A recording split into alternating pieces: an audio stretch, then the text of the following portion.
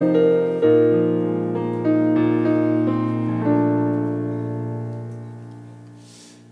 오늘은 맥주 감사 주일인데요. 네, 특별히 맥주 감사 주일에 하나님의 은혜를 나누고 싶어서 은혜는 하나님의 본질이다라는 제목으로 말씀 나누겠습니다.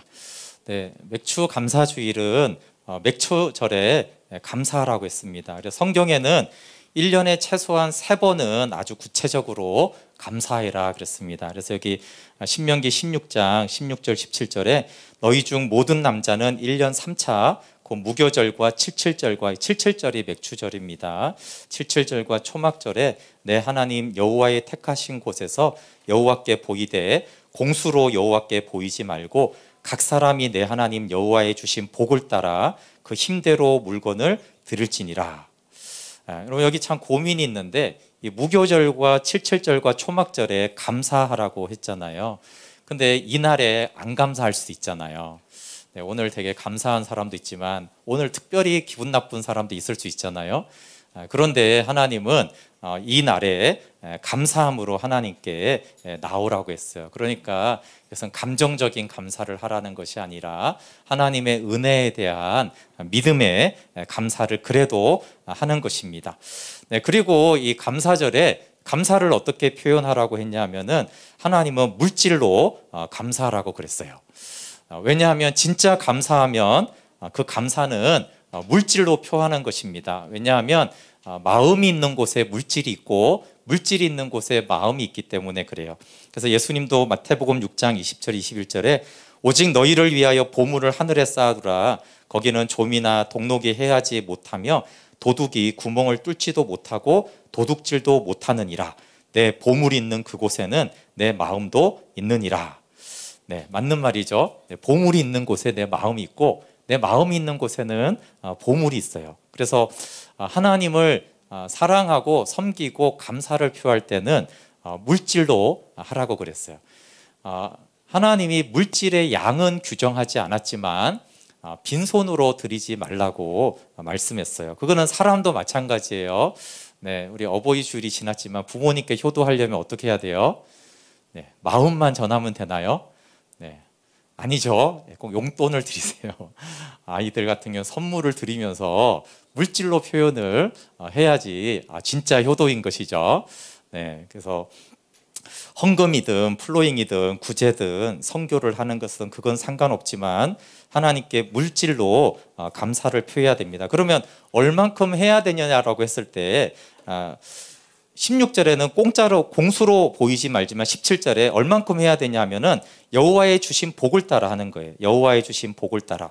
그리고 16장 10절에 보면은 맥주절을 지키되 하나님이 주신 복을 따라 자원하는 예물을 드려라 그랬어요. 그러니까 하나님이 주신 복이 없으면 아주 조금 드리면 되고요. 하나님이 주신 복이 많으면 많이 드리면 되고 액수는 정하지 않았어요. 네가 하나님께 복을 받았다고 생각하는 만큼 그만큼 드려라 이렇게 말씀하고 있습니다. 근데 잠언 9장 3장 9절 10절에는 이런 말씀은 있긴 합니다. 내 재물과 내 소산물의 처음 익은 열매로 여호와를 공경하라. 그리하면 내 창고가 가득히 차고 내 즙 틀에 새 포도즙이 넘치리라. 처음 익은 열매는 맥주절에 드리는 거예요. 그리고 이제 내 창고가 가득히 차고 새 포도즙이 과일 추수는 수장절에 하는 것이거든요. 네, 여기서 이제 암시적인 거는 맥주절에 감사하는 사람은 하나님이 하반기를 돌보시는데 맥주절에 감사한 것이 없으면 하반기는 모르겠다 이렇게 말씀하시는 것 같아요. 네, 받은 복은 마음과 믿음에 달렸죠. 그래서 두렙돈에 헌금을 드린 과부와 많은 돈을 드린 부자에 대해서 예수님이 이 두렙돈의 여자가 전부를 넣었기 때문에 더 많이 넣었다 이렇게 말씀했어요. 그러니까 그 과부 생각에는 자기는 과부고 내일 먹을 양식도 없는데 하나님께 자기가 받은 복이 많았다라고 생각한 거예요. 네, 그러니까 그 마음이 있으니까 두렙돈, 뭐 오늘날 1,000원에 해당하는 거지만 그것들을 이제 하나님께 드린 것이죠. 받은 만큼 하나님께 드렸고 감사로 드렸을 때 그걸 기뻐하셨습니다. 그리고 맥주절은 성령 강림주의라고 이제 상관이 있는 것이에요. 구약에서는 모세가 시내산에 올라가서 율법의 말씀을 받은 날이고, 신약에서는 성령님이 강림하신 날이에요. 그래서 말씀과 성령을 받은 날이로서 맥추절은 중요하고, 맥추절과 똑같은 말이 이제 77절, 오순절이 다 같은 절기입니다. 근데 이제 보리추수를 이제 한 다음에 그 다음에 이제 밀추수를 하거든요. 그러니까 맥추절을 할 때는 보리추수도 했고 이제 밀추수도 한 다음에 맥추절을 드리는데, 이때 제사장이 이제 맥추절에 제사를 드리고 밀로 떡을 이제 구울 준비를 합니다. 근데 이 시간이 이제 약 주후 30년 한 5월 29일 새벽 5시에 제사장이 준비를 해요. 근데 제사장이 이렇게 맥추절에 제사를 준비하는 시간과 마가의 다락방에서 성도들이 120명이 모여서 기도를 하는 시간이 동일한 시간대에 일어나는 거예요. 그러니까 이 구약의 맥추절이 신약에 그대로 이제 실제가 되는, 모형과 그림자가 어떻게 실제가 되는지가 나오는데, 제사장이 이렇게 제사 준비를 할 때, 아이고 죄송합니다. 제사 준비를 할 때, 네, 어떻게 빠져나왔을까요? 기도 준비를 했어요. 그래서 이제 떡을 구우려면 이제 빵을 만들잖아요, 그렇죠? 그래서 이 이삭이 빵이 되는 과정이 네, 이것 좀 해주실래요? 네, 아마 빠지면서 그 과정이 굉장히 우리한테 좀 도움이 되는 것은, 이삭을 이제 껍질을 벗겨야 되잖아요, 그렇죠? 껍질을 벗기는 것이 마치 우리의 옛사람을 벗기는 것 같고, 그다음에 이제 밀가루를 이제 곱게 이렇게 밀가루를 만들어야 되잖아요. 그것이 완악한 우리의 마음이 깨어져서 부드러운 마음이 되는 것과 같고, 그다음에 이제 밀가루를 물로 이렇게 반죽을 하잖아요. 그러니까 그 120명의 마가의 다락방의 사람들이 하나님 안에서 하나가 되었어요. 그리고 이제 화덕에다가 이제 불에 이렇게 굽잖아요. 그때 이제 동일한 시간대에 120명의 사람들이 오로지 성령 충만을 위해서 기도를 했습니다. 그리고 이제 그 떡을 이렇게 다 구우면은 요제라고 이렇게 흔들어 드리는 제사인데, 요제를 드릴 때 성령님이 임하신 거예요. 그래서 구약의 이 맥추절이 그대로 그 마가의 다락방에서 실제죠. 이 제사가 그림자고 마가의 다락방에서 실제가 일어납니다. 그러니까 보리와 추수, 그러니까 추수에 대한 감사잖아요. 근데 이 곡식을 추수한 감사인데, 오순절 날에 어떤 일이 일어나요? 3,000명의 영혼이 회개하고 거듭나는 구원의 열매가 있는 날이에요. 그래서 이제 영적인 추수인 것이죠.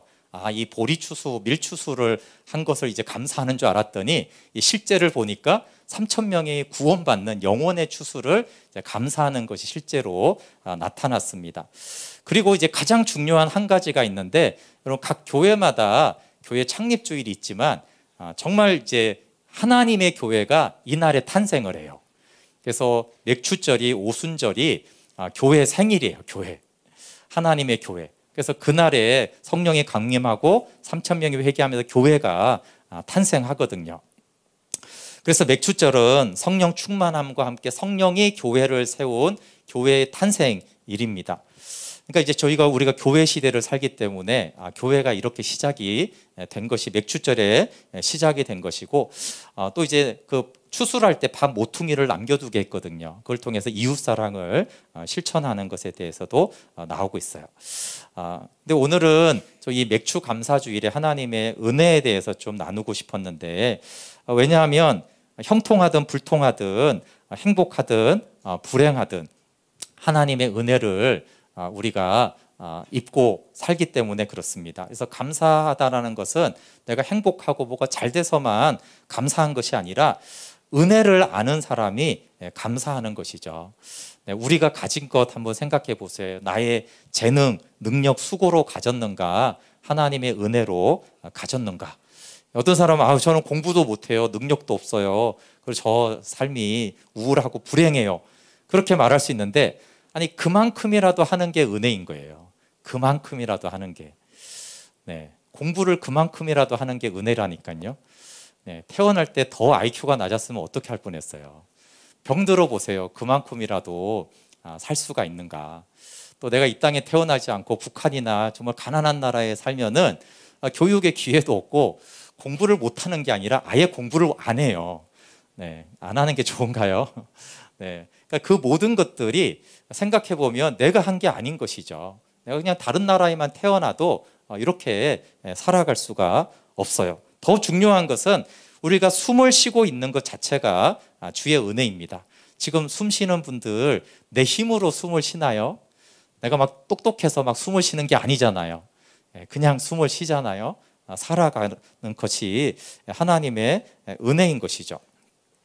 그래서 하나님의 은혜를 아는 자는 불행해도 감사하고 힘들어도 감사해요. 그러니까 감사라는 건 꼭 감정적으로 좋아하지만 하는 게 아니라 은혜를 아는 자가 감사하죠. 은혜를 알지 못하고 형통하고 잘 되면 뭐 해요? 물론 감사할 수도 있지만 교만하겠죠. 잘난 체하고 자기를 자랑하는 거는 사실은 감사하는 게 아니거든요. 자기 자랑하는 것이죠. 그래서 은혜를 알아야지 감사하고 은혜를 알 때 자기를 자랑하지 않습니다.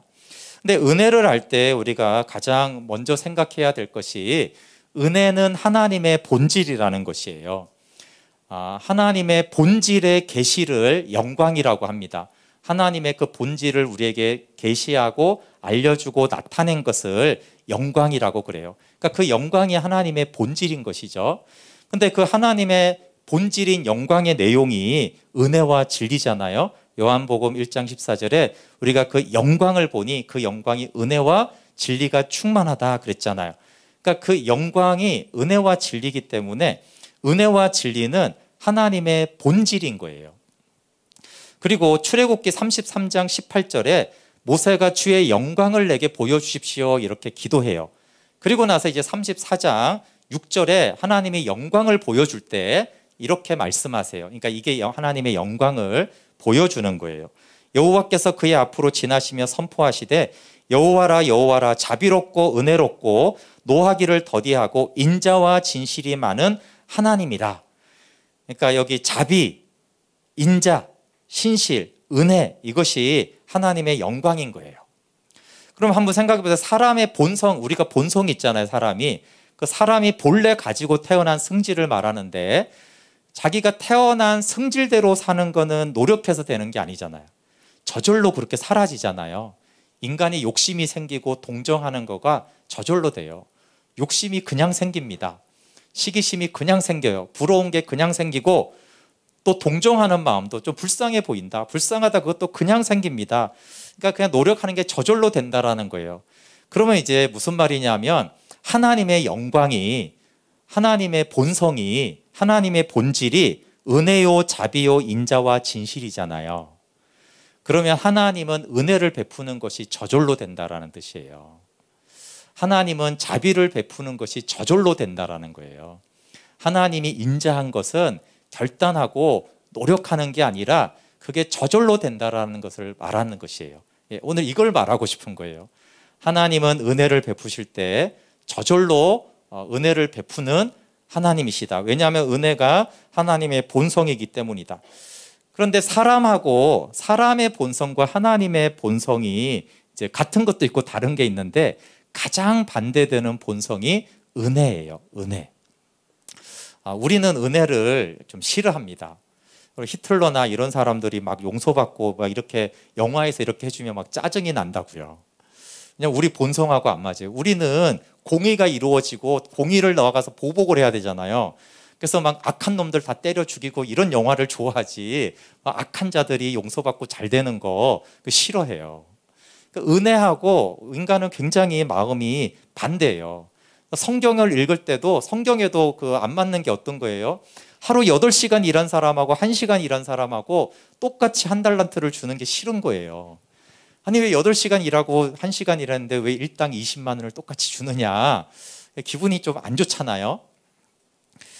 네, 그리고 1만 달란트 한 10조 정도 되는데 1만 달란트를 그냥 조건 없이 탕감해 주는 것도 별로 마음이 안 들어요. 내 은행빚이나 좀 탕감해 주시지. 그렇게 하는 거. 물론 내가 용서받는 건 좋지만 하나님이 어떤 사람을 10조를 딱 탕감해 주잖아요. 은혜를 딱 베풀면은 우리가 별로 마음에 드세요? 혹시? 네. 인구 절반 딱 해가지고 딱 절반만 모든 은행빚과 부채를 탕감해 주고 나머지 반은 탕감 안 해주면 어때요? 이번에 그 정부 지원금 받는 것도 논란이 많았잖아요. 그 뭐 30만 원, 50만 원 되는 것도 누구는 받고 누구는 안 받고 불만이 많잖아요. 그러니까 누군가한테 은혜를 베푸는 걸 우리는 보면은 기쁘지가 않아요.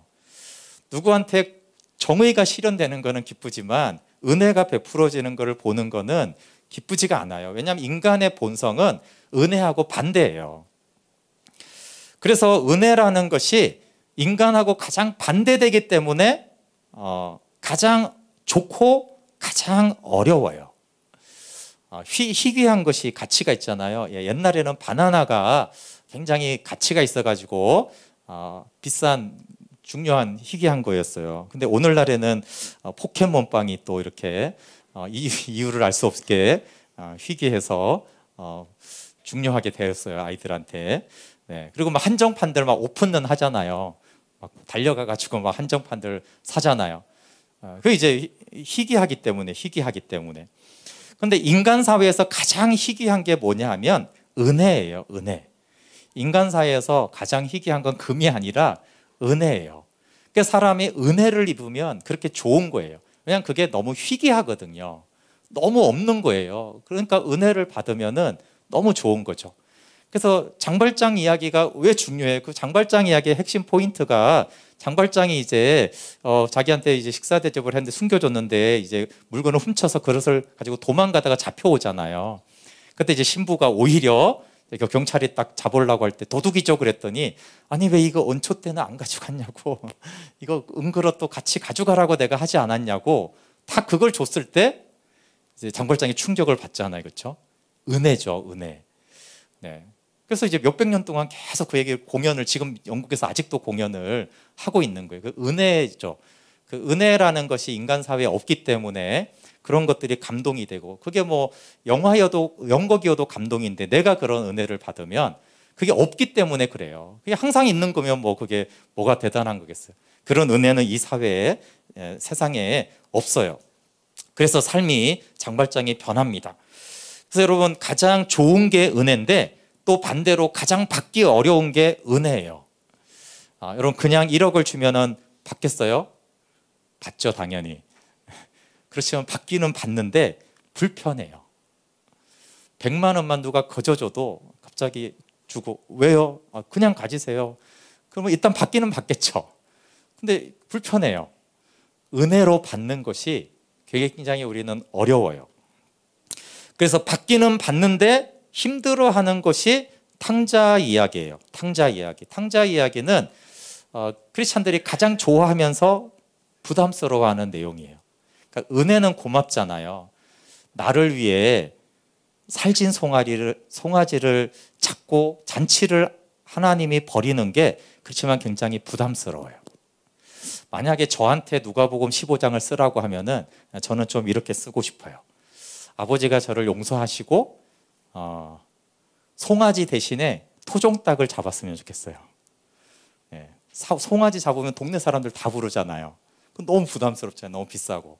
토종닭 한 마리 잡아서 가족들끼리 맛있게 밥을 먹으면 좋겠는데 이 정도 은혜가 좋은 거죠. 물론 자격은 토종닭도 못 먹고 비빔밥이나 이제 먹어야 되는데 그래도 은혜니까 이제 뭔가 좀 과하게 줘야 되는데 너무 과하게 주는 게 부담이 되는 것이죠.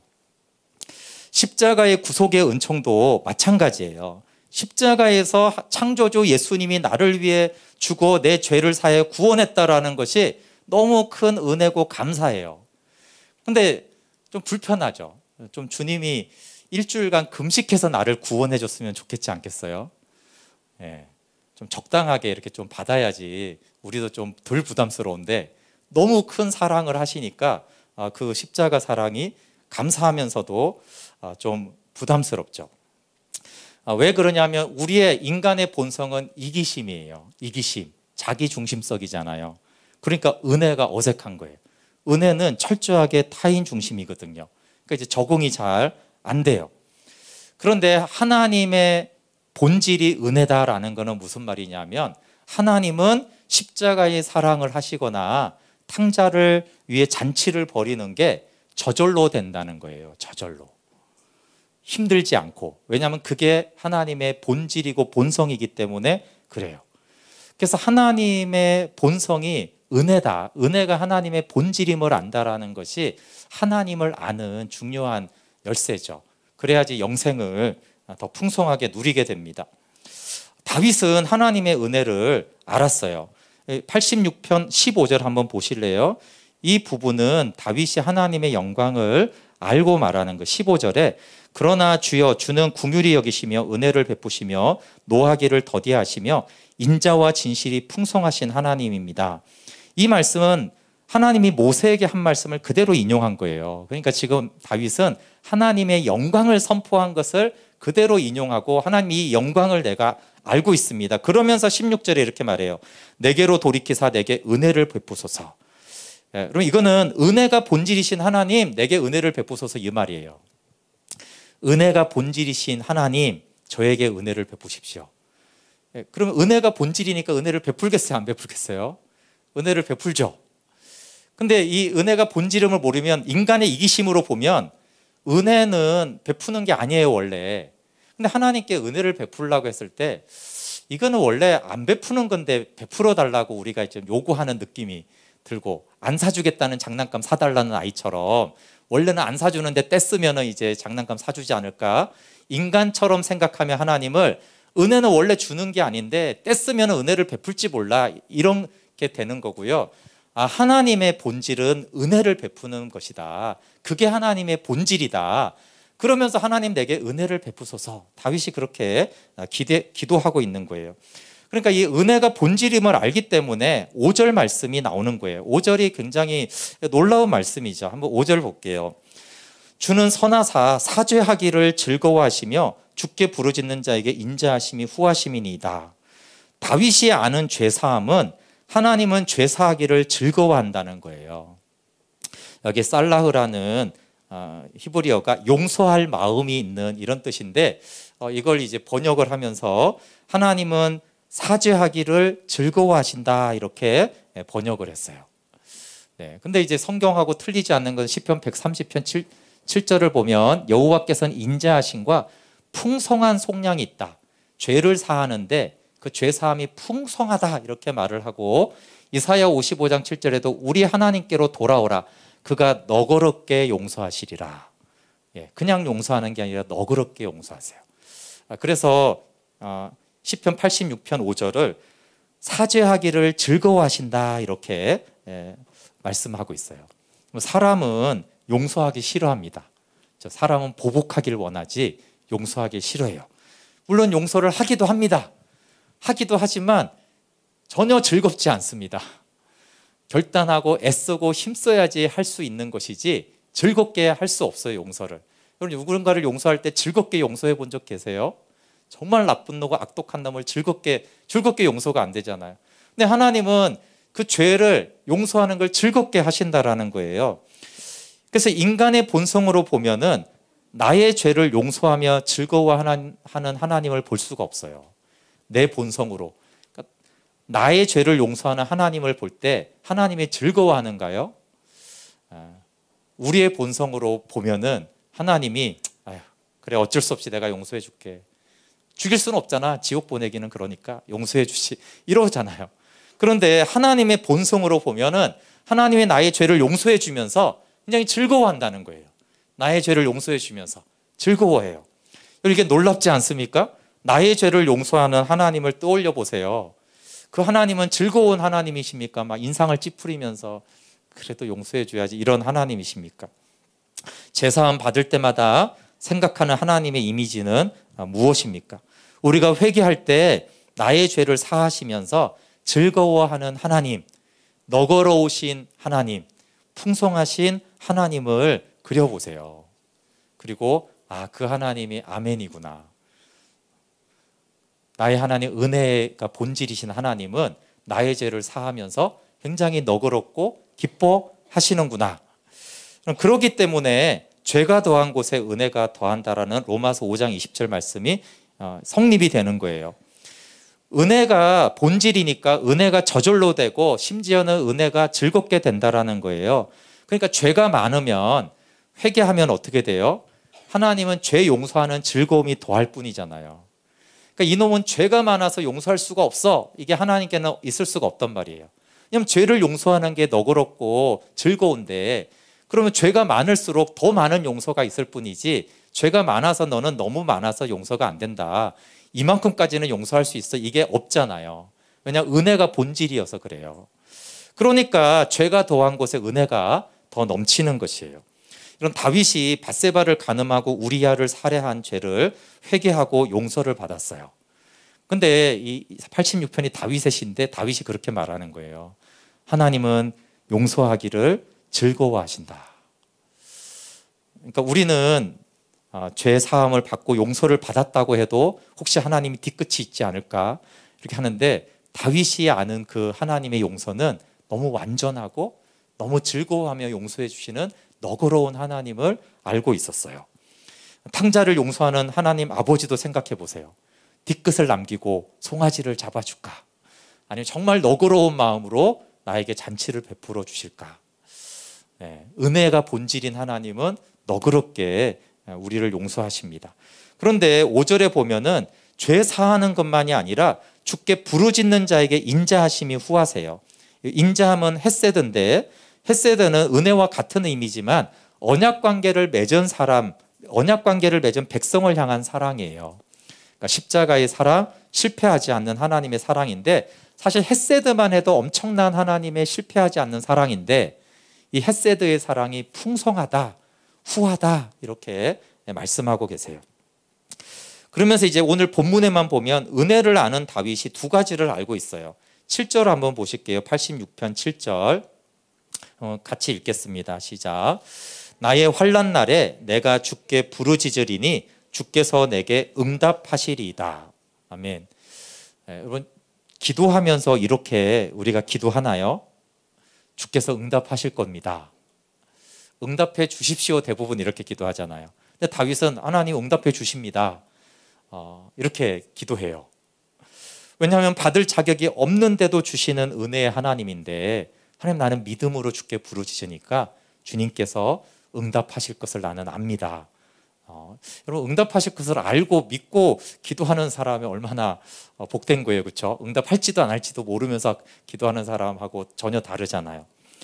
두 번째는 하나님이 돕고 위로하신다는 걸 알아요. 17절 한번 같이 읽어볼게요. 시작.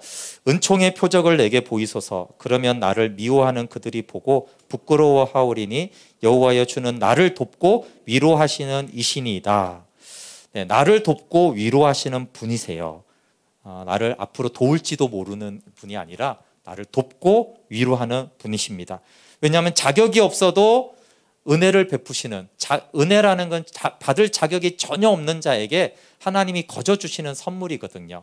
근데 자격 없어도 하나님이 도와주시는데, 은혜를 베푸시는데, 나는 주님의 뜻대로 살겠습니다라고 하는데 주님이 돕고 위로하십니다. 여기 은총의 표적을 보여달라고 했는데, 이것은 사울을 2번이나 죽일 기회를 하나님이 주셨어요. 그런데도 다윗이 사울을 살려주죠. 그러니까 사울이 부끄러워서 다윗이 왕이 될 것을 말합니다. 여러분, 죄사함을 즐거워한다라면 다른 것은 당연히 즐거워하잖아요. 죄사함을 즐거워한다면 우리가 태어난 것, 우리를 먹이고 거듭나고 예배하는 우리를 받으시고 하나님이 우리의 기도를 응답하실 때, 도우실 때 얼마나 즐겁게 그렇게 하시겠어요.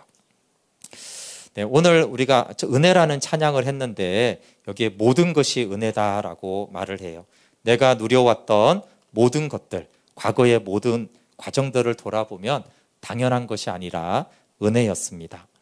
그리고 계절과 자연에 대해서, 봄, 여름, 가을, 겨울에 대해서 내가 아침 햇살을 보고 저녁 노을을 볼 수 있는 거, 푸른 하늘을 볼 수 있는 거, 그게 당연한 게 아니라 은혜죠. 하나님이 말씀으로 만물을 붙들어 주시기 때문에 우리가 그걸 볼 수 있습니다. 그리고 이 땅에 태어나 숨쉬며 사는 것이 당연한 것이 아니라 하나님의 은혜입니다. 특별히 하나님의 자녀로 살고 하나님을 오늘 이렇게 예배하고 있는 것이 하나님의 은혜잖아요. 그럼 예수님 믿고 하나님의 자녀가 된 것이 당연합니까? 사람들이 지금도 이 나라에 4천만 명이나 4,500만 명이 안 믿잖아요. 다수가 안 믿어요. 모태신앙이라고 또 다 믿는 것도 아니잖아요. 근데 어떻게 하다가 내가 복음을 믿게 됐어요. 그럼 복음은 물론 이 복음은 너무나 놀라운 하나님의 계획과 신비이기도 하지만 또 어떻게 보면 사실은 복음은 말이 안 된단 말이에요. 복음이 창조주 하나님이 왜 죄인 쓰레기와 같은 하잘것없는 먼지를 위해 왜 죽으시냐고요. 이게 말이 안 되잖아요. 창조주가 왜 한낱 쓰레기와 같은 인간을 위해서 그냥 있다가 사라질 그런 의미도 없는 존재들을 위해서 왜 십자가에서 죽으시고 부활하셔야 됐냔 말이에요. 그러니까 이게 어떻게 보면은 황당한 이야기고, 아니 뭐 그런 얘기가 있어. 다른 종교하고도 비슷하지가 않아요. 기독교는 종교성하고도 맞지가 않아요. 필요에 대해서도 말하지 않고. 그런데 내가 어떻게 복음을 내가 마음으로 믿게 되었을까? 어떻게, 그럼 또 복음을 들으면 다 회개하는 게 아니거든요. 보면은 복음을 들으면 항상 회개가 되던가요? 안 되시잖아요. 강박할 때도 많잖아요. 졸릴 때도 많고. 근데 왜 내가 어느 날 그 하나님의 복음의 말씀을 들었을 때 갑자기 내 마음이 감동이 되어져서 그게 울림이 되어져서 내가 나의 죄를 고백하고 예수님을 나의 주인으로 영접하게 되었는가? 이것이 우연인가? 이게 합리적인가? 그렇지 않습니다. 이것은 하나님의 은혜예요. 심지어는 믿고 싶어도 안 믿어지는 일이 너무 많잖아요. 우리도 믿고 싶어도 안 믿어지는 게 많잖아요. 근데 어떻게 하다가 내가 하나님의 죄사함과 자녀된 것이 믿어진 것인가? 내 안에 생명이 있는 것을 믿어진 것인가? 그것은 우연이 아니라 하나님의 은혜입니다. 그리고 복음을 전할 수 있는 것이 너무나 축복이에요. 이번 주에 신규정 선교사님 이렇게 장례를 이렇게 치르면서 복음을 전할 수 있는 것이 은혜라는 것들을 다시 좀 생각하게 되더라고요. 특별히 장례를 맞이하니까 복음을 전한 것이 진짜 은혜구나. 특별히 이제 남아공 흑인 마을 사역은 참 열매 맺기가 어려워요. 되돌려 받지 못하는 섬김들을 이분들이 오랫동안 했습니다. 정확히 몇 년 만인지는 모르지만 남아공에서 한 10년 정도 된 것 같아요. 최소한 5년은 넘어간 것 같은데 그 선교 편지에 사역하고 처음으로 커피를 한 잔 대접받았습니다. 이렇게 왔어요. 예. 그러니까 계속 집을 찾아가면 계속 달라고 하고 이러고만 하지 커피 한 잔을 내놓지 않아요. 그러니까 구제하고 돕고 섬기고 아무리 그래도 쉽게 말해서 감사하다는 말도 없고 감사하다는 생각도 없고 커피 한 잔도 없고 선물 하나도 없이 그렇게 수년 동안 계속 이렇게 섬긴 것이죠. 그리고 언젠가 제가 한번 읽어드리겠지만 그 교회가 1년에 10번을 도둑 맞았거든요. 도둑이 전기줄까지 싹 다 끊어가가지고 완전히 이렇게 도망하는데 1년에 이제 10번을 그렇게 도둑 맞으면 또 없는 돈에 또 채워 넣어서 또 섬기면 또 이제 도둑 맞고. 근데 그 훔쳐간 사람 중에 한 사람이 그 사찰 집사가 이렇게 또 이제 차 대절해가지고 싹 가져가고 이런 일들을 했어요. 그런데 그런 일들이 그 당시에는 참 서럽고 힘들잖아요. 이걸 누가 알아주나. 그러는데 마태복음 25장 34절부터 40절에 보면 내 형제 중에 지극히 작은 자 하나에게 한 것이 곧 내게 한 것이다. 이렇게 말씀하셨어요. 그러니까 우리는 뭔가를 했을 때 되돌려 받는 것을 복이라고 생각해요. 근데 남아공 선교사님이 되돌려 받지 못한 것이 복이더라고요. 주고 되돌려 받지 못했으니까 그건 다 주님께 한 거고 그게 다 하늘의 상이잖아요. 내가 섬기고 다 감사 표시 받으면 이 땅에서 다 받았으니까 이미 네 상을 다 받았다 그랬잖아요. 하늘에 받을 상이 없는데 내가 주고 섬기고 받지 못했어요. 받지 못하고 서운하잖아요. 서운하고 속상한데 그게 오히려 주님께 한 것이고 내게 한 것이다 라고 주님이 받으셔서 주님이 하늘에서 복을 주십니다. 나그네의 삶이 은혜예요. 이 땅에서는 보란듯하게 사는 것이 은혜라고 말하지만 히브리서 11장에서는 이 땅에서 나그네와 외국인으로 사는 자를 위해서 하나님이 한 성을 예비하신다라고 그래요. 그러니까 인간의 생각하고 다릅니다. 그리고 이 선교사님이 이제 딸의 아픔이 뭐냐 하면은 왜 복음 전하다가 이렇게 병들어 결국은 죽게 되었는가라고 하는 거예요. 제가 복생 캠프에서 하던 말씀을 장례 때 나누었는데, 아프간에서 이렇게 미국을 위해서 싸우다가 장애를 입은 병사가 비행기에서 딱 내렸을 때 오바마 대통령이 그 병사, 일개 병사를 딱 놔두고 맞이하면서 거수경례를 딱 했단 말이에요. 한 나라의 대통령이 일개 병사에게 거수경례를 하고 존경을 표합니다. 왜 그래요? 내 나라를 위해 싸웠잖아요. 내 나라를 위해 싸우다가 네가 병들었구나, 장애를 입었구나 잖아요. 2차 세계대전 후에도 영국이 이제 승리하고 이렇게 쭉 군인들이 지나갈 때 막 해병대부터 지나가고 육해공군 지나갈 때 시민들과 막 왕실에서 막 다 박수를 쳤는데, 맨 마지막에 지나가는 부대가 전쟁하다가 부상을 입은 부대였어요. 막 다리 끌고 눈 막 빠지고 막 붕대 감고. 근데 그 부상당한 그 군인들이 퍼레이드를 지나갈 때 정말 왕실부터 모든 백성들이 기립을 해서 박수를 치고 경의를 표했어요. 여러분, 이 땅에서는 잘 먹고 잘 사고 건강한 것이지만 그렇게 이제 살다가 주님 만나면 뭐 좀 부끄러운 것밖에 없잖아요. 근데 하나님의 나라를 위해 살다가 병들어서 하나님 나라 가면은 제 생각에 주님이 경례를 해주실 것 같아요. 그 전능하신 하나님이, 우리가 아무것도 아니죠. 그러나 네가 내 나라를 위해 싸우다 왔구나, 내 나라를 위해 싸우다 병들어서 내 나라를 위해 싸우다가 이렇게 아프고 병들고 이렇게 장애를 입어서 네가 내 나라에 왔구나. 그것에 대해서 하나님이 얼마나 기뻐하겠어요. 그러니까 복음 전하고 선교하다가 병들은 것이 오히려 영원의 관점에서 봤을 때 하나님 나라에서 오히려 복인 것입니다. 그래서 모든 것이 은혜인 거예요. 그렇게 섬기고 10년을 섬겨도 커피 대접 한 잔 못 받은 거, 그 서럽고 힘든 것 같고 도둑 맞고 또 세우고 이런 것들, 복음 전하다가 병들고 이런 것들이 뭔가 이 땅에서는 좀 서럽고 안 된 것 같고 상처될 것 같지만 지나 보면, 하나님 나라에서 보면 그게 다 은혜고, 이 땅의 외국인과 나그네로 살아가는 그 고단한 삶이 오히려 하나님 보시기에는 너무 복인 거예요. 그러니까 모든 것이 은혜인 것이죠. 정말 내가 원하는 대로 된 것도 감사하지만 하나님이 거절하신 것도 감사한 것입니다. 그리고 장례 때 이렇게, 제가 장례를 많이 집례하지만 선교사님 장례는 처음으로 집례를 했는데, 장례 때 보니까 정말 복음을 전하는 것이 축복이더라고요. 복음 전한 분을 제가 이렇게 장례를 집례하니까 너무 복인 거예요. 돈 많은 사람, 명예가 높은 사람, 아주 성공한 사람 장례 때 뭐가 달라요? 장례 똑같습니다, 여러분. 입관 예배 가서 그 시체를 이렇게 보시면 다 똑같아요. 그러니까 다른 거는 이 땅에서는 막 떵떵거리던 게요, 장례식에 가면 아무 필요가 없어요. 수의에는 주머니가 없다고 그러잖아요. 주머니가 없어요. 가져갈 게 없어요, 죽은 다음에는.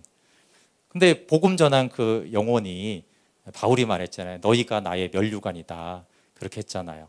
그러니까 복음 전하는 삶이 이 죽음 앞에서 가장 귀한 일을 하다 갔구나. 다른 많은 거 하고 남기는 것보다 복음 전하고 교회 세우고 간 것이 가장 복되구나, 그런 생각이 들었습니다. 여러분, 그래서 복음 전하는 것을 부담으로 여기지 말기를 바라요. 우리가 연약해서 잘 못 전할 수는 있지만 복음을 전할 수 있는 것은 정말 축복인 거예요. 영원한 일을 하는 거죠. 나머지는 있다가 다 사라지지만 복음을 전해서 생명을 주는 일은 영원한 것이고 영원히 남는 것이고, 그것만이 하나님께 가서 주님 제가 그래도 이거 했습니다라고 할 수 있는 것이기 때문에 복음을 전하는 것이 축복이고 그것이 은혜입니다. 우리 함께 찬양하고 기도할게요. 아까 했던 우리 은혜라는 찬양 하면서 상반기 또 우리의 삶 좀 돌아보면서 내가 원하는 대로 되지 않았던 것조차도 하나님 나라에서 복이 되고 은혜라는 것들을 우리 함께 찬양하면 좋겠습니다. 내가 누려왔던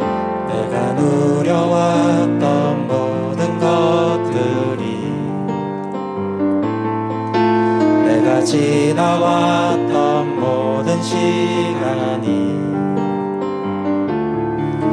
내가 걸어왔던 모든 순간이 당연한 것 아니라 은혜였소. 내가 이 땅에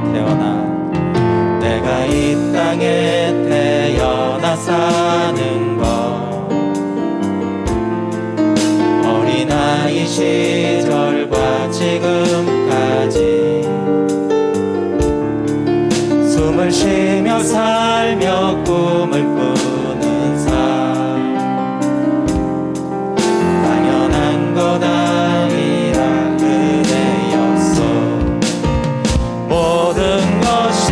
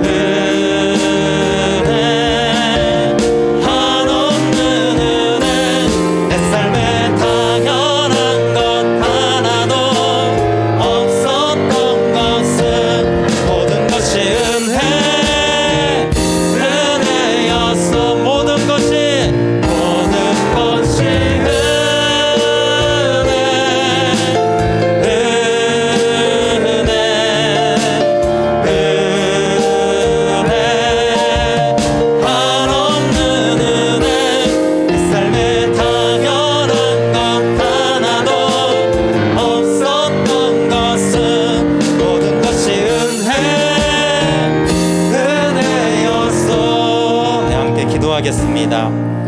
모든 것이 하나님의 은혜입니다.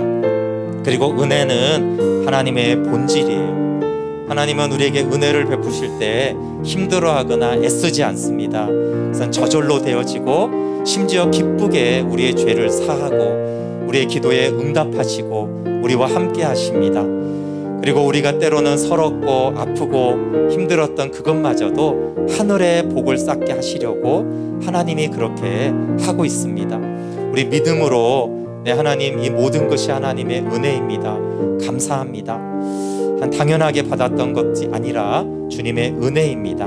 그렇게 말씀을 통해서 하나님이 주신 성령의 감동이 있으면 그걸 가지고 같이 기도하겠습니다. 하나님, 은혜는 하나님의 본질입니다. 은혜는 하나님의 영광입니다. 하나님은 은혜를 베푸실 때 저절로 베푸시고, 하나님 기꺼이 베푸시고, 너그럽게 베푸시고, 기쁘게 베풀어 주십니다. 하나님, 우리는 이기적이고 우리는 죄짓기를 즐거워하지만 주님은 은혜를 베푸시며 죄사하기를 즐거워하시는 하나님이십니다. 하나님, 이 놀라운 하나님의 은혜를 베푸시는 그 하나님 앞에 저희가 섭니다. 하나님, 우리가 무엇을 드리며